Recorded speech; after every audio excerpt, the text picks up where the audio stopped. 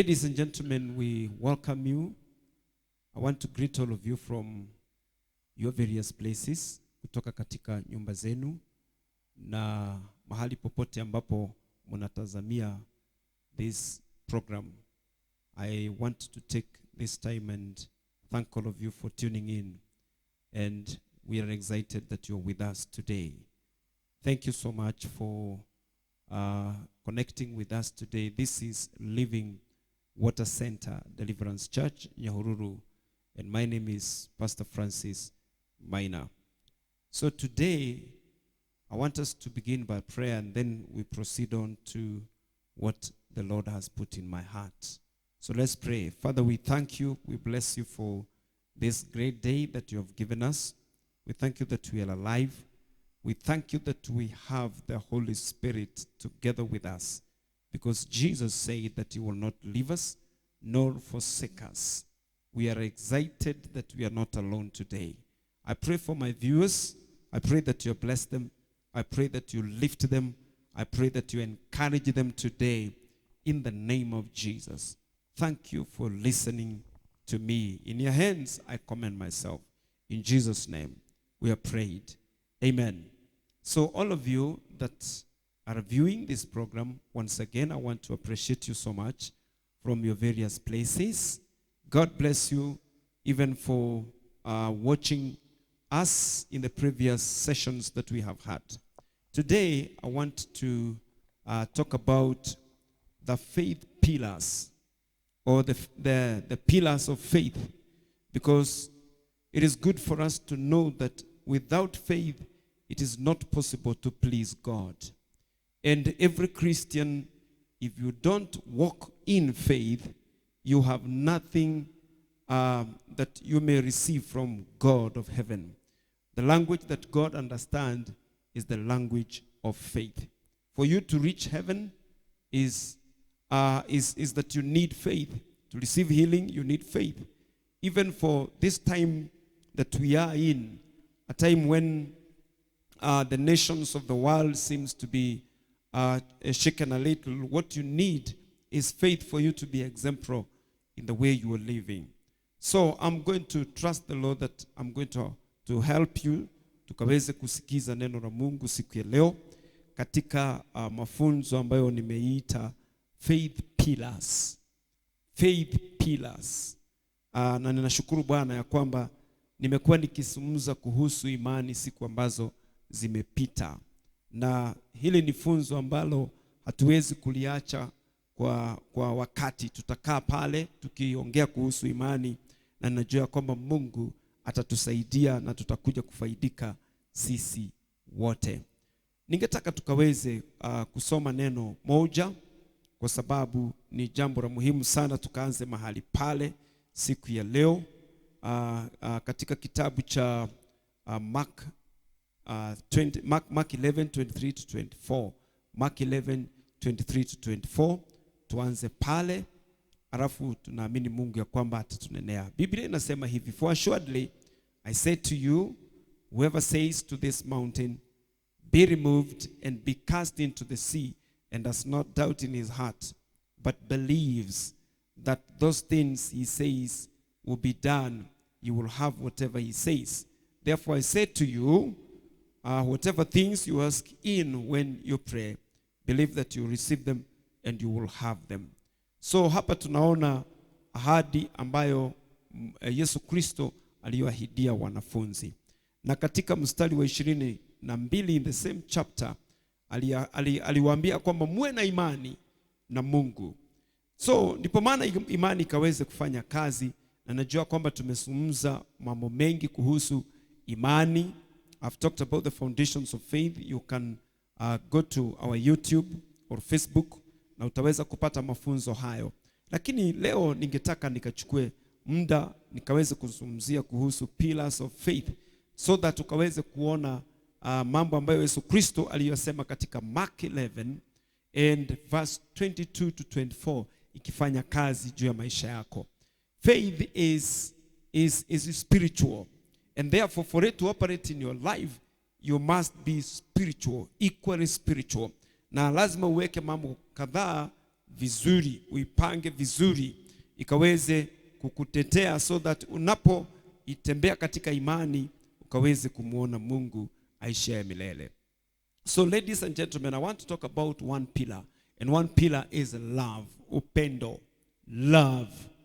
Kama kuna kitu ambacho Yesu Kristo alichokisindilia sana wakati alipokuwa katika hapa duniani ni kuzungumza kuhusu upendo. Na ningetaka tukasome maandiko machache, alafu tutapata njia ya kuelekea. I want us to read Mark 12 verse 29. Mark 12 and verse 29. This is what the Bible says. Jesus answered him, the first of the commandment is, hear, O Israel, the Lord our God, the Lord is one. And you shall love the Lord your God with all your heart, with all your soul, with all your mind, and with all your strength. This is the first commandment. Kwa hivyo watu wa Mungu, tunaona hapa ya kwamba Yesu Kristo alikuwa anaambia mtumishi mmoja ambaye, mwanaume mmoja ambaye alikuwa anamuuliza which is the first commandment, na Yesu Kristo akasummarize the 10 commandments into 2. That the first one is that you need to love God. Kenyans, we need to love God. Wewe ambaye unaokusumzia, ndipo maana ukaweze kufaidi kutoka katika imani, you need to be a person of faith, because faith actually proceeds from God himself. Imani huwa inatoka kwa Mungu mwenyewe, na Mungu mwenyewe ni upendo. So what you need to activate in your life so that faith may work in your life, you need to be a person of love, and you need to love too. And one is that you need to love God. Unahitajika upende Mungu kwa roho yako na upende watu. Upende Mungu kwa roho yako. Hebu tusikize maandiko machache ambayo inazungumzia kuhusu upendo, na tutapata kubarikiwa tunapoendelea katika mafunzo haya ya siku ya leo.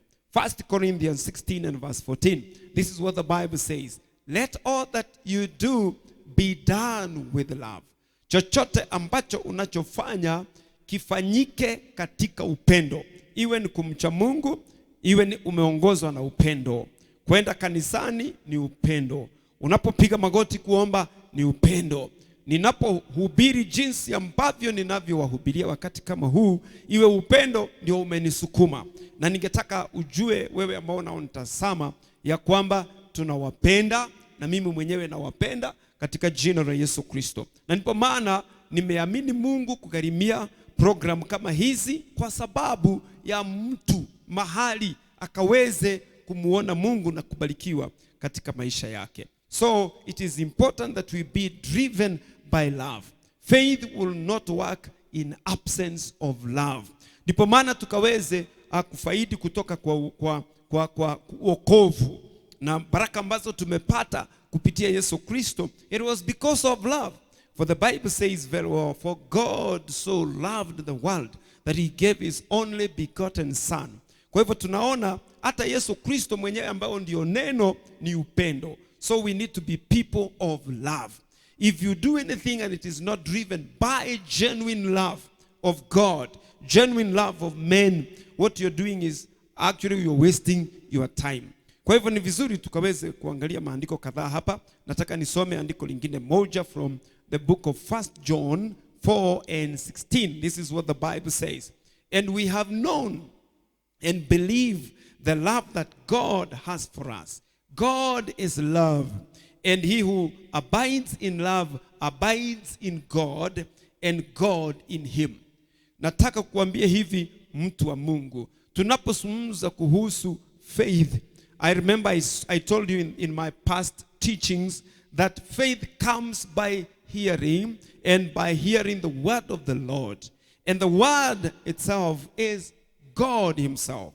Na katika andiko hili ambalo tumesoma hapa, tunaona ya kwamba God is love.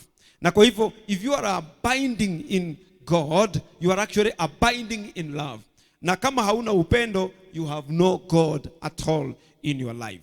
Hebu tuangalie jambo la kwanza ambalo ni la muhimu sana. Loving God.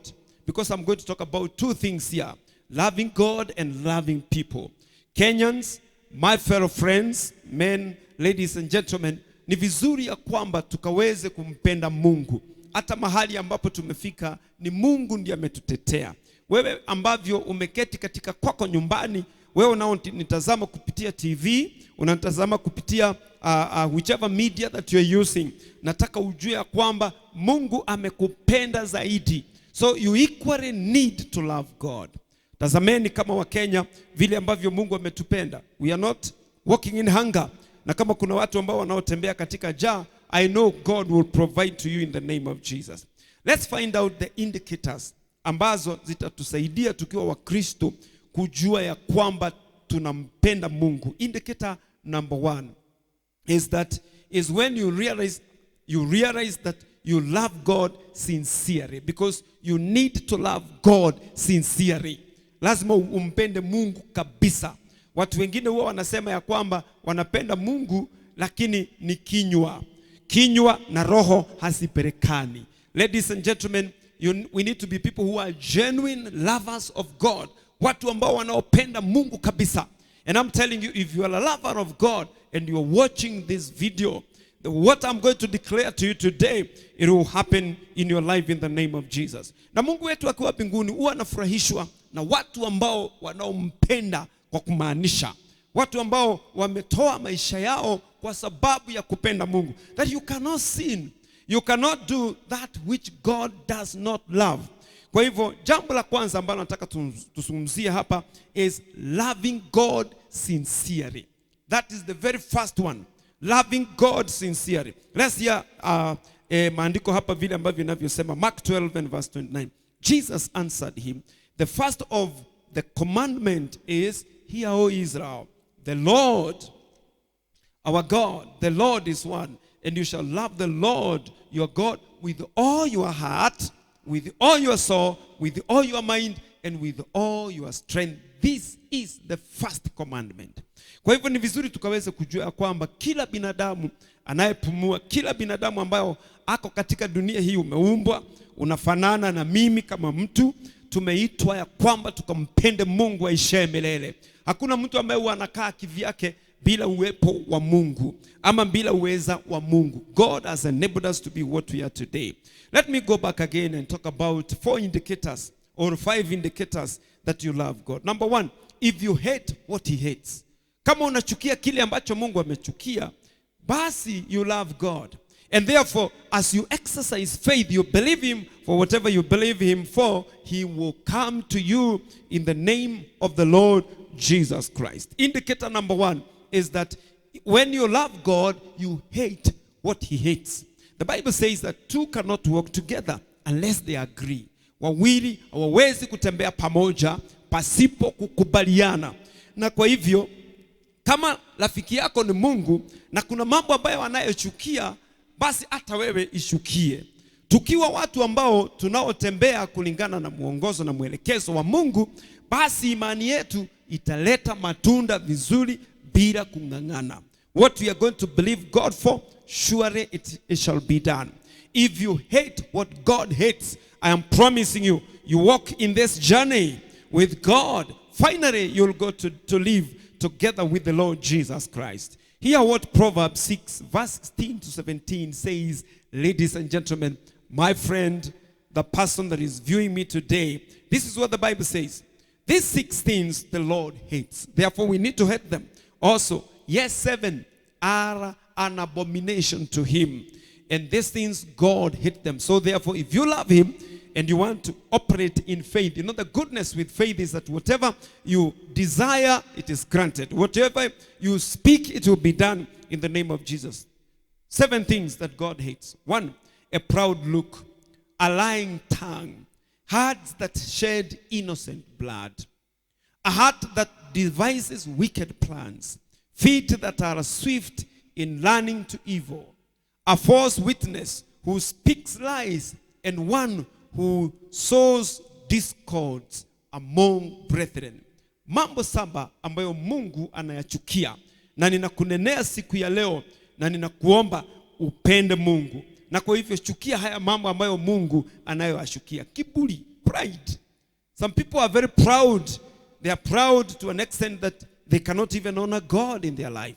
Proud to an extent that hata wanafinyilia wenzao katika maisha yao. God hates pride. So therefore, if you want to be a person of faith and you're watching me, lady and gentlemen, you young man, young lady that is watching me on this video or this teaching, please hate pride. Be a person that is humble in the name of Jesus. A lying tongue, ulimi ambao umejaa uongo, icho Mungu anachukia sana. Miguu or feet that are swift in learning to evil, miguu ambayo inayetenda dhambi, Mungu anachukia. Hebu niwaambie rafiki zangu, kile ambacho kinaweza kukasirisha Mungu na kizuilie baraka za imani katika maisha yako ni evil, mambo ambayo ni machafu, miguu ambayo inayokupeleka katika njia ambazo ni mbaya. Ni vizuri ya kwamba tukaweze kuwa makini katika maisha yetu. A false witness, yani unatoa ushuhuda ambao ni wa uongo. Haya mambo Mungu anayashukia. Sowing seeds of discords among brethren. Ladies and gentlemen, mambo haya we need to dissociate ourselves with them. Another indicator that you love God, number 2, is that if you obey him, kama unamtii kwa kumaanisha. Deuteronomy 28 and verse 1, this is what the Bible says. Of course, God was speaking to the children of Israel, and his word does not change. It is still applicable even now in the name of Jesus. Listen to what he told the children of Israel. Obedience is key for you to walk in the blessings if you are a person of faith in the name of Jesus. Now it shall come to pass, if you diligently obey the voice of the Lord your God, to observe carefully all his commandments, which I command you today, that the Lord your God will set you high above all nations of the earth. Ni vizuri watu wa Mungu ujiangalie, wewe ambao unanitazama saa hizi, kama kweli kabisa huo unasikiza sauti ya Mungu na kuitii. Ninajua ninanena na watu wengi sana ambao Mungu amewanenea wafanye mambo kadhaa ama wachane na mambo kadhaa na mumekataa, na kusihi wewe ambao unaonitazama sasa katika jina la Yesu Kristo, achana na kile ambacho Mungu mwenyewe amekuambia kwamba wachane nacho. Kwa sababu tunaona hapa wana wa Israeli wanaambiwa na Mungu, it shall come to pass if you diligently obey the voice of the Lord your God, to observe carefully all his commandments, which I command you today, that the Lord your God will set you high above all nations of the earth. Today we are a chosen generation, a loyal priesthood, a people belonging to God in Christ Jesus. We still need to obey God. Katika maandiko kile ambacho anachosema, if you truly love him, then obey his voice in the name of the Lord Jesus. And how will you know his voice? It's by going to the scriptures. Na usikize kile ambacho Mungu anatualifu tukiwa wanadamu. Listen to what 1 John 5:3 says. For this is the love of God, that we keep his commandment, and his commandments are not burdensome. That is very important, ladies and gentlemen. Kama kabisa unapenda Mungu, another indicator that you love him is if you are willing to obey him, even when he tells you to do things ambayo inakaa ni kama haiko upande wako. But as long as it is for his own glory, ladies and gentlemen, I encourage you to obey the Lord. Because if you don't obey the Lord, I still continue to say, faith will not operate in your life in the name of Jesus. You will not reach heaven. You will not see Jesus with your eyes. This life, God will not show himself to you in the name of Jesus. So, ninaomba ukaweze kuwa mtu ambaye anayemtii Mungu. Number C or 3, another indicator that you love God is that if you fear him. Kama unamuogopa. Ni vizuri watu wa Mungu tukaweze kumuogopa Mungu katika maisha yetu. For this word to operate over our lives, we need to fear God. I'm speaking to you that is watching this program. I request you, please, ladies and gentlemen, may we fear God. Kenyans, let us fear God. What I know about God is he's a God of love. He loves man. God has never forsaken man. He does not think evil about man. But he is looking for that man that will obey him. That man that is going to fear him. May it be you and me in the name of Jesus. Psalms 31 and verse 19. This is what the Bible says. How great is your goodness, which you have stored up for those who fear you, which you have Lord for those who take refuge in you before the sons of man. Can you see how this scripture good it is? That God has goodness, that he has spared for us and for you.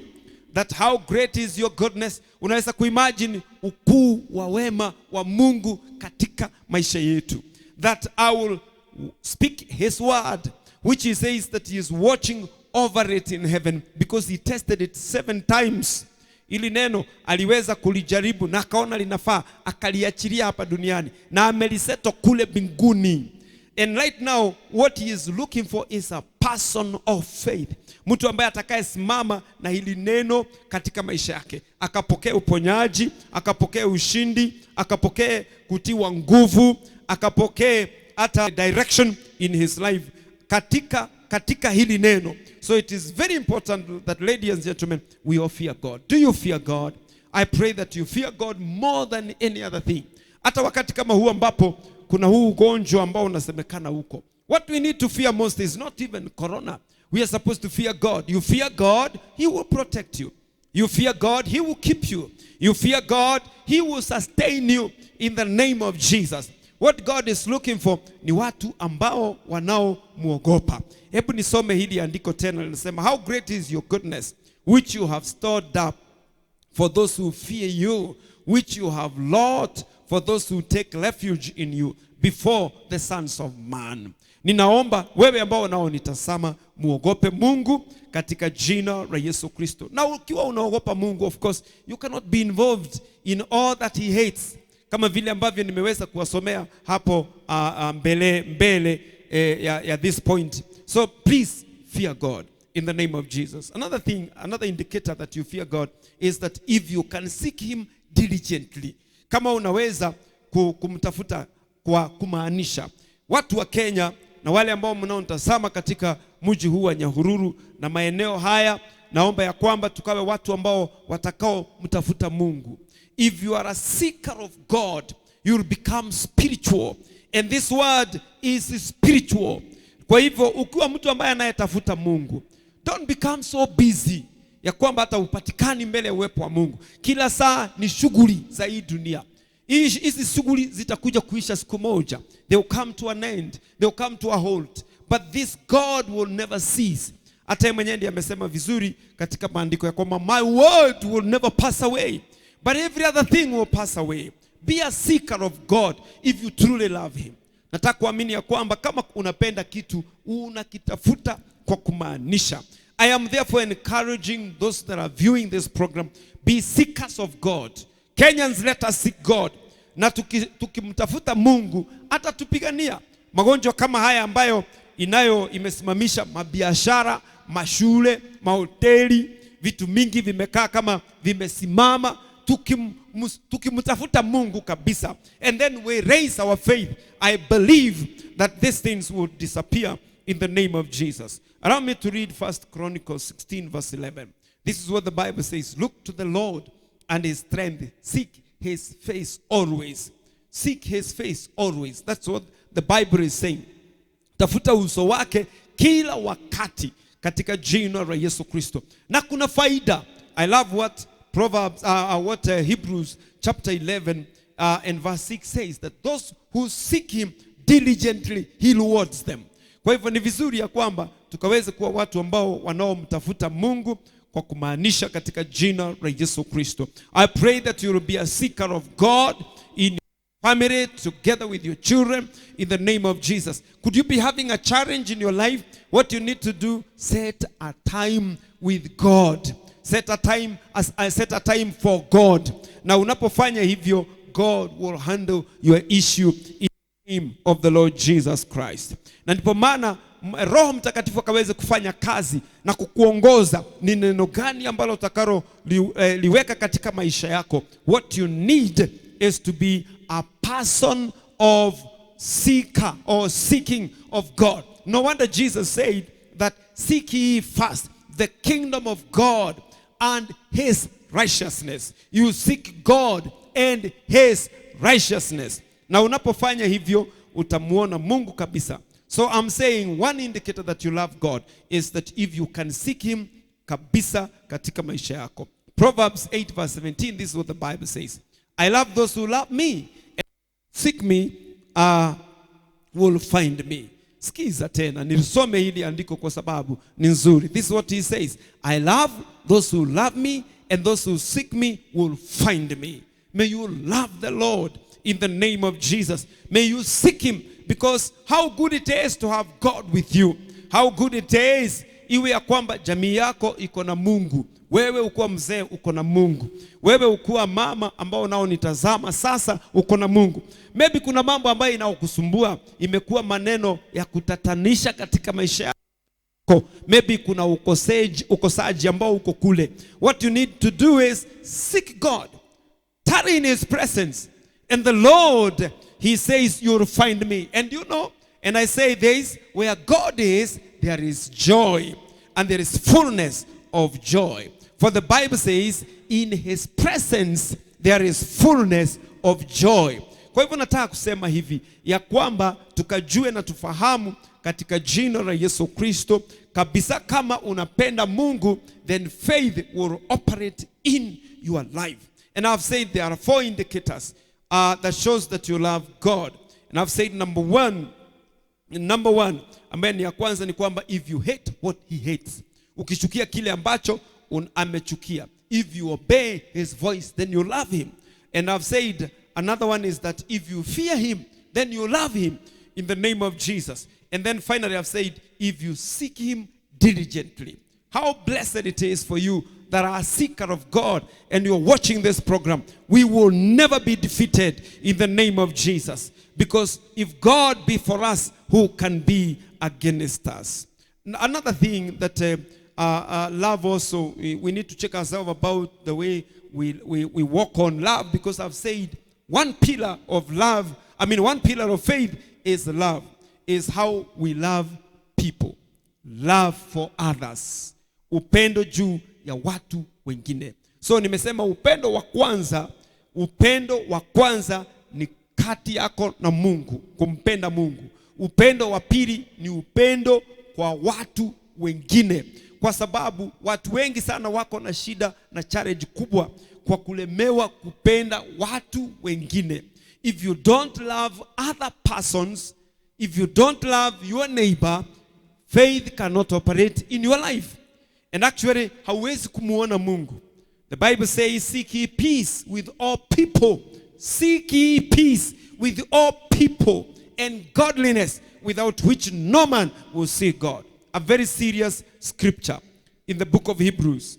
So faith cannot work on anybody who hates his brother. It cannot work. So you need to be a lover of your brother, a lover of the person ambaye amekuwa mzigo kwako. Lazima umpende kabisa katika jina la Yesu Kristo. Hebu tusikize maandiko tusikie inasema namna gani. 1 John 4:11. This is what the Bible says. 1 John 4:11. Beloved, if God so loved us, we also ought to love one another. No one has seen God at any time. If we love one another, God abides in us, and his love has been perfected in us. Sikiza watu wa Mungu. Mungu alitupenda tukiwa kitu kibaya. Some of us were not even qualified to be speaking to people. We were born in terrible situations, did bad things. Some of us, hata wewe ambao unaonitazama, umeokoka, si ya kwamba ati hata hakuna mtu yeyote ambaye angeenda msalabani akakufa. Because in the first place, nobody was qualified like Jesus was qualified to die for us on the cross. Lakini Mungu alitupenda jinsi ambavyo alivyotupenda. Akamtoa mwanawe akiwa perfect lamb ambaye lazima angeenda msalabani akufe kwa sababu ya maisha yetu. Hata huwa nasikia tukisema ya kwamba that it was me who was supposed to die. No, I was filthy, I was dirty, I was not perfect in the presence of God. Lakini Mungu kwa sababu ya upendo wake, for God so loved the world that he gave his only begotten son, akakubali mwanawe aende msalabani. So we have no choice, ladies and gentlemen, but to love one another. It is not possible ya kwamba iwe ya kwamba utainua imani katika maandiko na ifanye kazi juu ya maisha yako kama haupendi mtu mwenzako yule ambaye amekukosea. Let's find out about a few indicators that you love others. Number one, if you don't hate others. If you don't hate others. 1 John 4:20. Listen to this scripture. Very powerful. If a man say, I love God, and hated his brother, he is a liar. Kama umebeba mtu yote, nirudie tena na hili jambo nitalisema kwa sababu ni maandiko imesema hivyo. Achana na achilia huyo mtu. Just allow that person to be released in your life. It is true. You may not forget what that person has done to you, but it is necessary ya kwamba uachilie huyo mtu ambaye amekuumiza katika roho yako. Msamehe, piga magoti, sema unapoinua mikono yako, Baba nisaidie niachilie huyu mtu so that nikaweze kukuona katika maisha haya ambayo ninamoishi. Watoto wangu wakaweze kufaidika katika imani niliyo nayo. Lakini ukibeba mtu and you are saying that you love God and you have not forgiven, the Bible is calling you a liar. I read again. If a man says, I love God, and hated his brother, he is a liar. For he that loveth not his brother, who he has seen, how can he love God whom he has not seen? So ladies and gentlemen, ni vizuri tukaweze kusameheana. Naomba ya kwamba samehea huyo mtu ambaye amekuumiza. Sometimes there is a lot of injustice that is exercised in our lives by our fellow men in this life that we are living. Maybe ni mzazi alikukosea wewe kijana, ama wewe ni mfanyakazi ambaye ameajiriwa na boss fulani na amekuumiza, hajalipa salary yako siku zote, hata alikukata salary yako katika njia ambayo hata wewe mwenyewe hauielewi, or maybe you have been accused falsely. So what you need to do, wachana na hawa watu, forgive them in the name of the Lord Jesus Christ. Another indicator that you love men is that if the needs of others huwa zinakuguza, kama mahitaji ya watu wengine huwa inakusungumzia. 1 John 3:17, this is what the Bible says, but whoever has this world's good and he sees his brother in need and shuts up his heart from him, who does the love of God abide in. Okay, let me read again so that nikaweza kuisoma vizuri. But whoever has these world goods and sees his brother in need and shuts up his heart from him, how does the love of God abide in him? Kwa hivyo ni vizuri tuwe watu ambao wanaoguzwa na mahitaji ya wenzetu ambao tunaoishi pamoja na wao. Ninakusihi rafiki yangu, if you have surplus and you have noted somebody who has a need, supply to him. Supply to that need. Visit that person. Na wakati kama unashukuru Mungu kwa sababu ya wengi ambao wametoa vyakula vyao, wamesimama na watu ambao wako na njaa kwa sababu ya hali ambazo zipo katika dunia. This is great and we thank God for all of you. I am telling you the truth, you are demonstrating that you love men. Na ukiwa unapenda mtu, I am promising you in the name of Jesus, whatever you pray for, the Lord will answer in the name of Jesus. Jambo la tatu ambalo linaweza kudhibitisha kwamba unapenda watu, it is that if you think good about others, unawawaza maneno mazuri. There are people who think bad about others. They speak evil about others. Na mambo haya Mungu haipendi. Unanena maofu kuhusu mama fulani, mfulana fulani, msichana fulani, mchungaji fulani, kiongozi fulani. God does not love these things. What God expects us to do ni kwamba tukajawe na upendo wake kwa watu wengine. Vitu kama jealousy, envy, slander, vitu kama hizo, evil thinking, Yani unasikia wivu mpaka hata uwezi kuficha ile wivu. Uko na envy ama slander, mnaketi chini mnanena kuhusu mtu fulani na ni kiumbe cha Mungu. Have no love for one another, and therefore you cannot see God, and faith cannot operate in your life. Allow me to read a scripture from the book of Proverbs chapter 25 and verse 26. The thoughts of the wicked are an abomination to the Lord, but gracious words are pure. Maneno mazuri. Be very careful, ladies and gentlemen, wakati unapoketi chini na unasema mwenzako kwa maneno machafu. I want to put to you, all of you that is listening to me, there is no secret before God. All things lay bare before him. He sees everything. He hears everything. Nimekuwa nikisema hili jambo mara nyingi. So be very careful. Uchunge roho yako, guard your heart against any kind of envy or jealousy of your friends and your people ambao mnalilete pamoja na wao. Even your relatives, in the name of the Lord Jesus Christ. Watu wengine wameenda mpaka kwa wachawi, wameenda wamepeleka wenzao kule kwa sababu ya wivu. Wengine hata wamewisha kwamba wenzao wakufe, watoke katika hii dunia. That cannot help. And even why we have corruption in this nation, it is because people don't love each other. People don't think good about each other. Ya kwamba unaweza kupatiwa rasilimali fulani na serikali ushughulikie watu, but you love yourself more than that person. Hata justice imenyimanwa katika nchi ama nchi zingine katika maisha ya watu kwa sababu ya kutopendana. It is dangerous, and the righteous judge judges this act if it is not handled immediately. So ni vizuri ya kwamba hata tukiwa kanisa, we love each other, because the Lord expects us to love one another. The same way he loved us, that is the same way we are supposed to express love to each other in the name of the Lord Jesus Christ. Jambo jingine, an indicator that you love people is that if you feel with them when they are in trouble.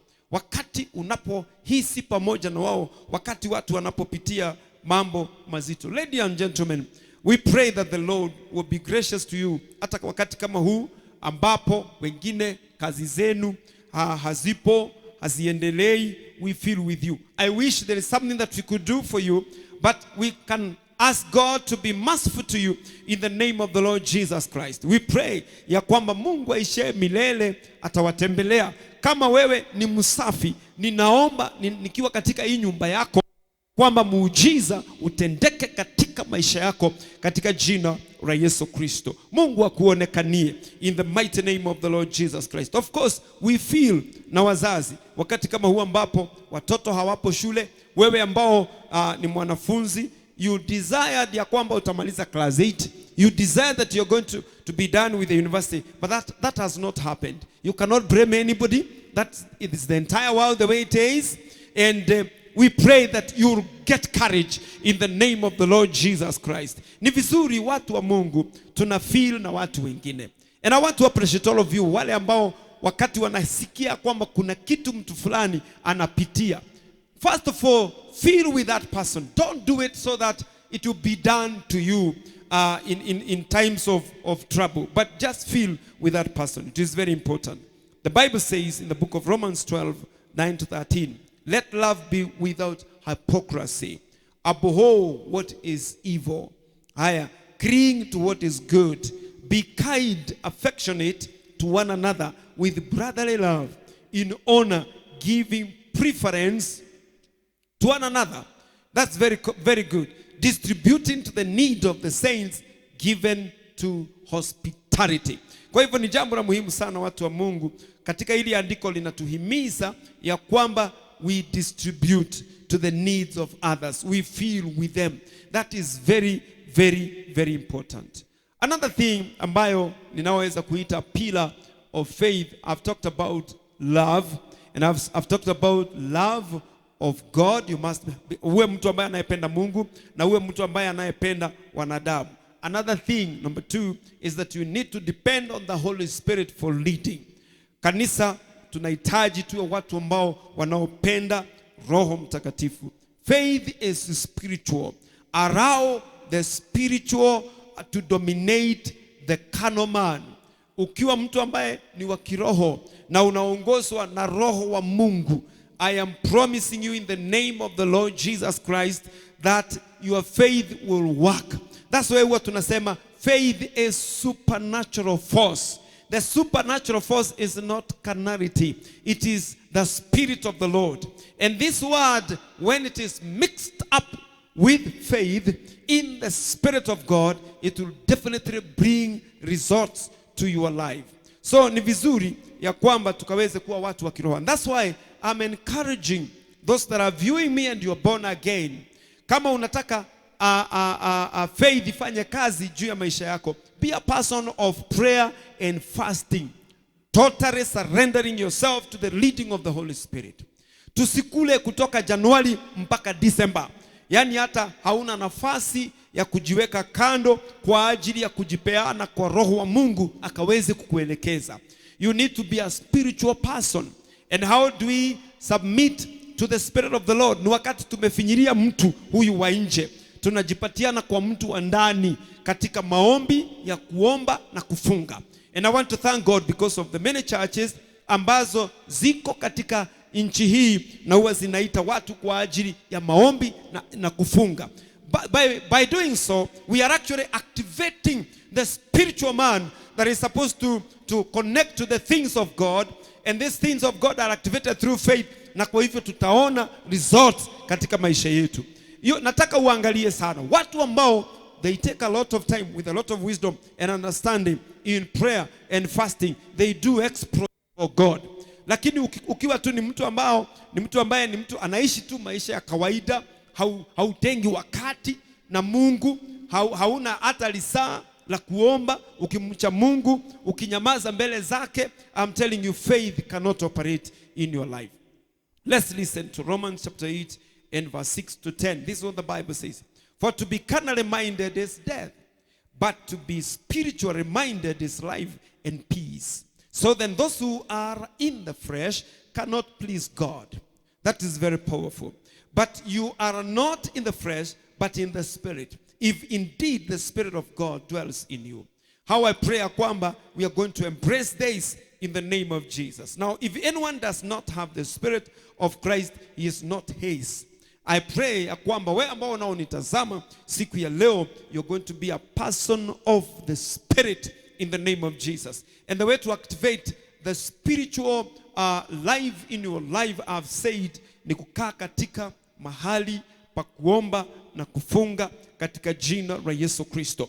Hata katika wakati kama huu, for this nation to be able to defeat this pandemic and any other thing that could be hidden behind it, the only way that we need to do is the Church of Jesus Christ, we need to take ample time in the presence of God and we talk to God.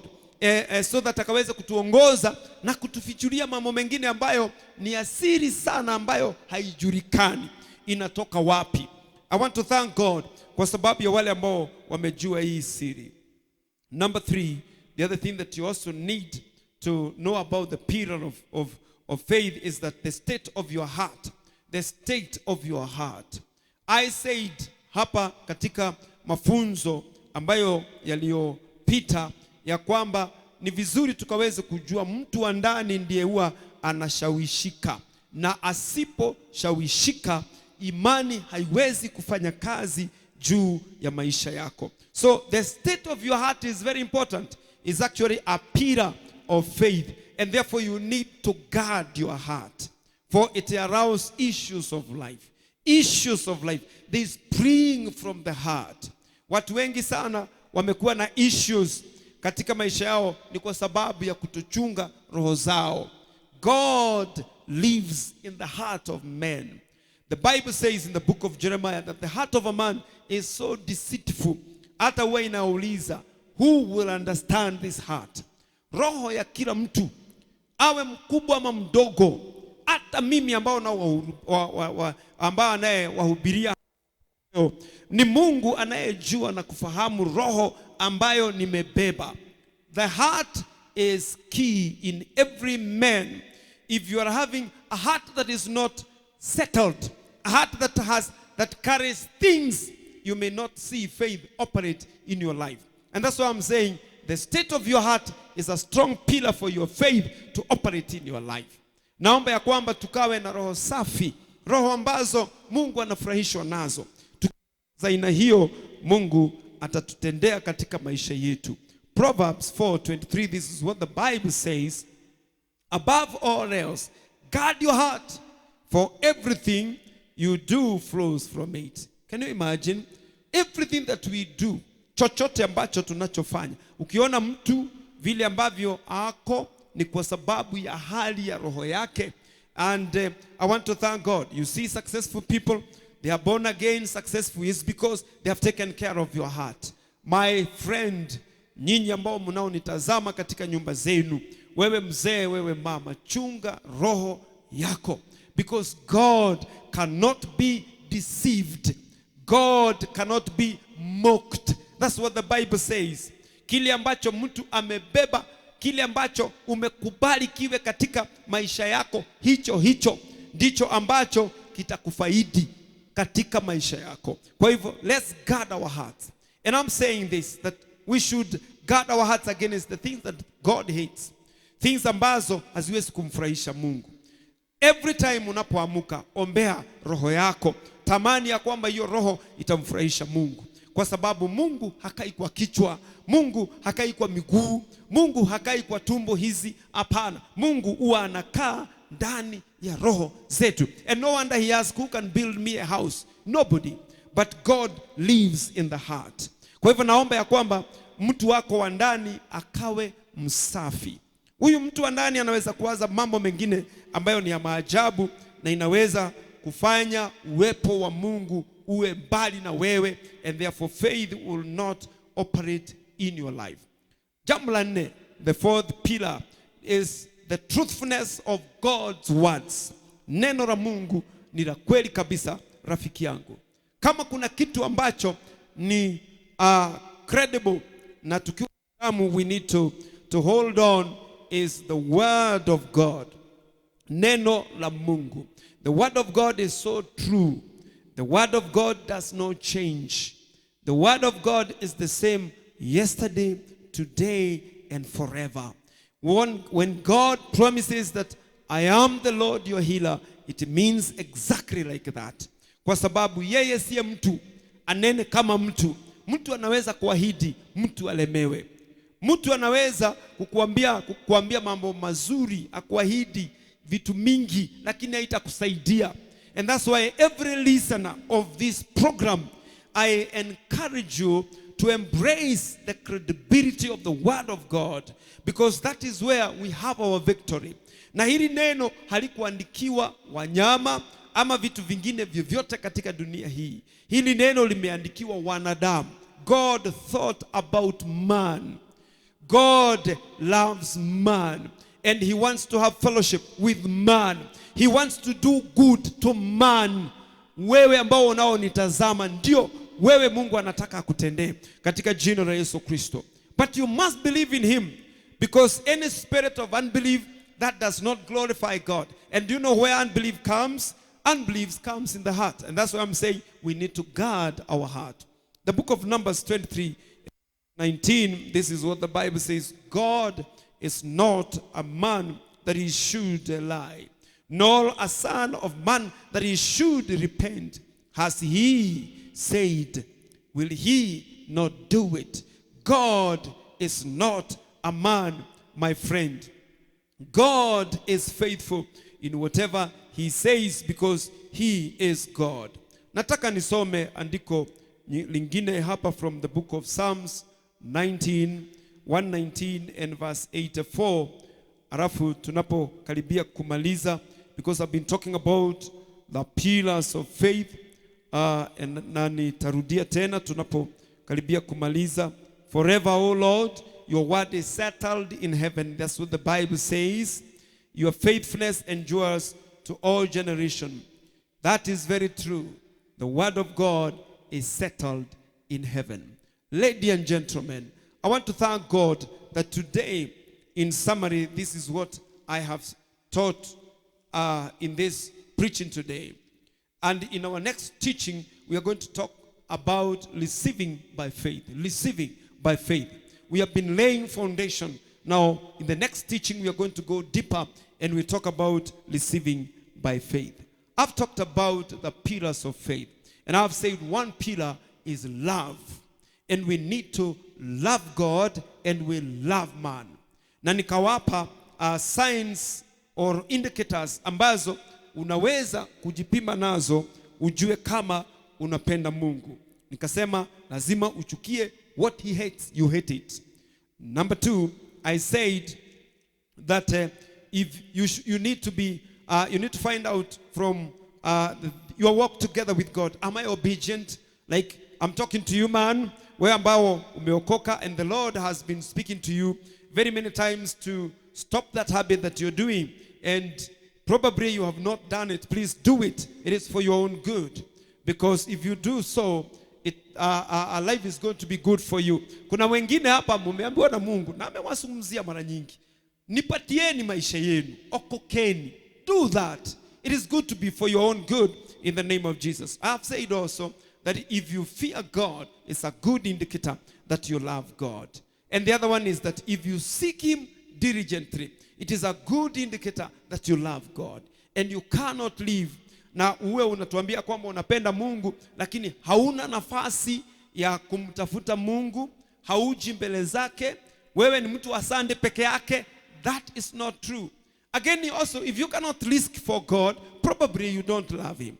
We don't serve God in our own conveniences. Apana. We are supposed to serve God and love him and even risk our lives and give ourselves to him totally in the name of Jesus. Pia nimewapa ya kwamba there are also indicators that we have ambazo huwa zinatuonyesha ya kwamba tunapenda watu. Na nikasema number one indicator is that you don't hate others. Hakikisha kwamba in all your life hakuna mtu unachukia. Is it possible, pastor, to live like that? Yes, it is possible. What you need to do is purpose within your heart. You just need to purpose. Ni kupurpose tu. Wewe mwenyewe uamue, mimi hakuna mtu mimi nitachukia katika maisha yangu. Mimi nitapenda wote, irrespective of whether they wounded me, whether they hurt me, whether they abused me, whether they maligned my name. Unawapenda wote katika jina la Yesu Kristo. Then the other thing, indicator that you love people, is when the needs of others touches you. Do you know why you can go and pray for somebody? It's because you love them. Watu wakiombeana moja na mwingine inamaanisha kwamba they love each other.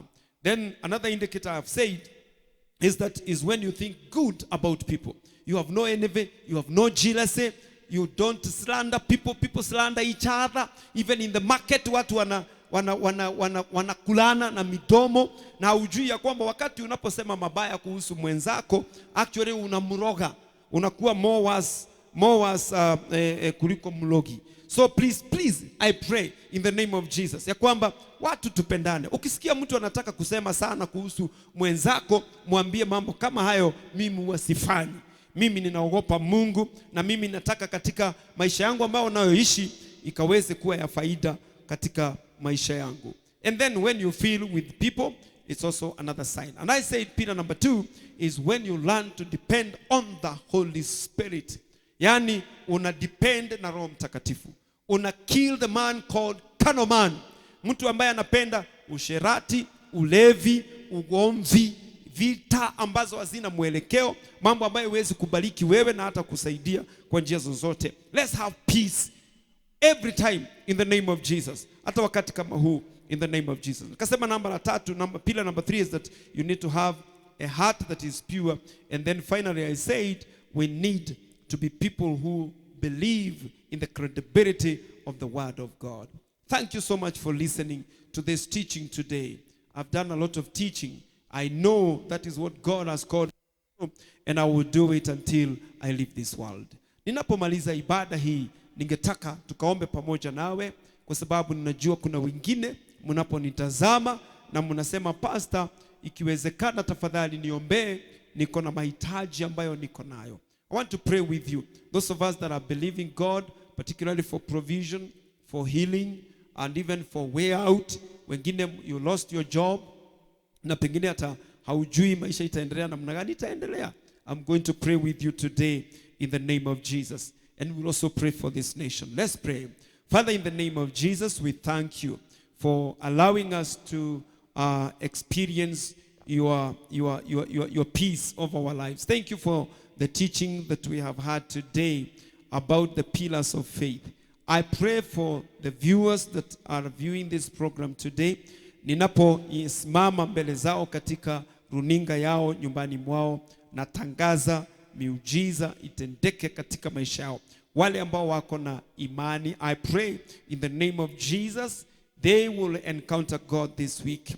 Wale ambao Bwana wamekuwa kingangana na kusameheana, naomba siku ya leo waweze kuachilia watu katika jina la Yesu Kristo. Wale ambao wamepotea na kwenda mbali sana mno nawe, naomba katika jina la Yesu Kristo watakurudia in the name of Jesus. Watawachana na mambo ambayo haupendi katika jina la Yesu Kristo. Ninatubu kwa ajili ya wengi ambao wamechengenyana, wamekulana kwa maneno. Ninaomba ukawasamehe katika jina la Yesu Kristo. Tunakabidhi nchi yetu ya Kenya mikononi mwako, na tunaomba Bwana, nchi hii ukawe bendera yake katika jina la Yesu Kristo, na ukuu wako ukaweze kudhibitika katika nchi hii. I pray today as I finish, as many as will have faith in you and they will walk well upright before you, may they encounter their blessing, their breakthrough in the name of the Lord Jesus Christ. Thank you, Father, for listening to us. I speak the blessings of God over the people of God today in the name of Jesus. May you change their destiny. May you cause them, my Father, to reach where, Father, you wanted each one of them to be in the name of Jesus. We thank you. We bless you because you are God forever. Thank you for listening to us. Thank you for doing something to somebody today. Thank you that you're going to give victory to very many that are viewing this program today, this week, in the name of Jesus. I decree that their Monday, their Tuesday, their Wednesday, their Thursday, their Friday, their Saturday is going to be blessed, even their Sunday, in the name of Jesus. We speak to the new month of August, that this month is going to be a blessing to us in the name of Jesus. And the packages of blessing that are assigned for us this month, oh God, will locate us in the name of Jesus. May you heal those that are in the hospital. May you heal many families today. May you heal those that are hopeless this day in the name of the Lord Jesus Christ. Thank you for listening to us. This is our prayer in Jesus' name. Amen. You are there, you are not born again. I would also want to request you, please, to say yes to the Lord Jesus Christ. Let's pray together with you. Say after me, Lord Jesus, I open up my heart for you. I acknowledge I'm a sinner, and I pray that you forgive me. And from today, I am yours. I will not serve the devil. I have received you. Enter into my heart. In Jesus' name, amen. Thank you so much for saying yes to Jesus. Thank you so much for watching this program. We promise that we are going to come again next Sunday. God bless you so much. God bless you, all of you. Have a great week. Have a great week. And may you do well. And may God grant you success. Kenya, may you live. In Jesus' name we pray. Amen. Bye. He is the express image of God. By him were all things made. By Christ. Yes. So he was there in the beginning. He was that lamb of sacrificial lamb in the beginning. Christ himself, who has power over all things. The lamb that was slain before the foundation of the world. And he has made him a heir of all things. But in the time of Christ, he has come to purge the sins. He has come to remove the stain of sin. We have overcome the world. And this is the victory that overcomes the world. Even our faith. He gave us first peace with him. He gave us second his spirit living inside of us. True. And then he gave us third the capacity to call him Father.